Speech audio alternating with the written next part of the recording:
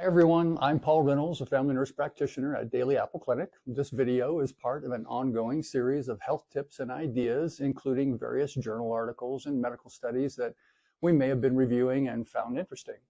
We try to summarize good ideas and present them in language that everyone can understand so you can all live healthier, happier, and better. Any links to references are included below the video for you to check out later if you like. My grandmother was a wonderful lady who lived in a small town in central Oklahoma. She was a housewife, a mother, an ardent churchgoer, and she managed the general store they owned in town before it was closed down toward the end of the Great Depression. The store was a small mercantile of the day, carrying most of life's necessities, and was essentially the Walmart of their small community. When I was a teenager, my father told me the story of the store. He said that during those difficult years, his parents would allow townsfolk to purchase items on credit that they knew would likely never be paid for. He described how the shelves were eventually emptied and the shop doors were locked for the last time. As my dad ended the story, he looked over the top of his glasses and he said, "You just can't let good folks go hungry." Most likely, he had heard those very words from his own parents and wanted to pass on a meaningful lesson in charity to me as well. Although my grandfather died of smoking and emphysema when I was only a very young boy, I was able to get to know my grandmother as I grew older. This mostly happened as my family made long annual pilgrimages to Oklahoma each summer. We drove in heavy cars using cheap gas in order to reconnect with relatives and to create cherished memories of watermelon feeds, intimate after-supper conversations, and the best scratch biscuits in the world. But the years passed, I grew up, and after starting college, I realized the world was actually a pretty big place. It was clear that I knew a lot less than I would need to know in order to find safe passage through a darkening sea.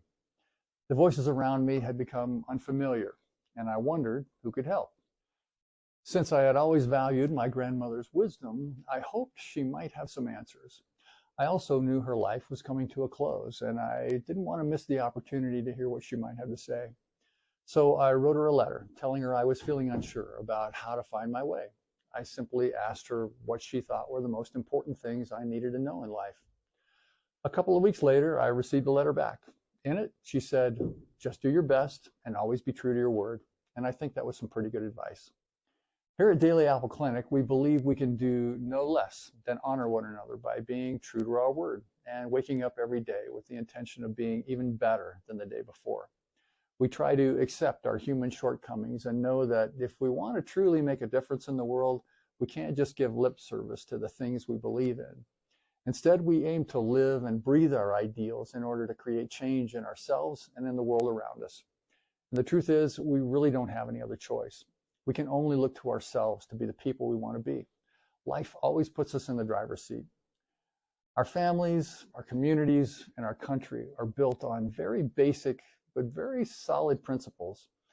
They're the bedrock of our beliefs and have been handed down from one generation to the next with both care and intention. These ideas make us who we are. They form the foundation for the way we think and the way we plan for tomorrow. Indeed, the way we see ourselves and envision our future greatly affects our health and wellness.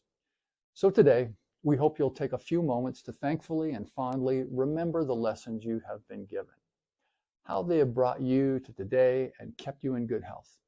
Let's remember the moms who told us to eat our vegetables but let us play in the rain, the dads who showed us how to plant those vegetables and how to fix the faucet.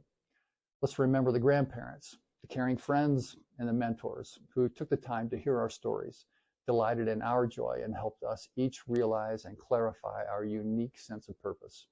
Hopefully, those memories and feelings will lighten our load, sharpen our perspective, and allow us to be the people who pass our gifts on to the next generation.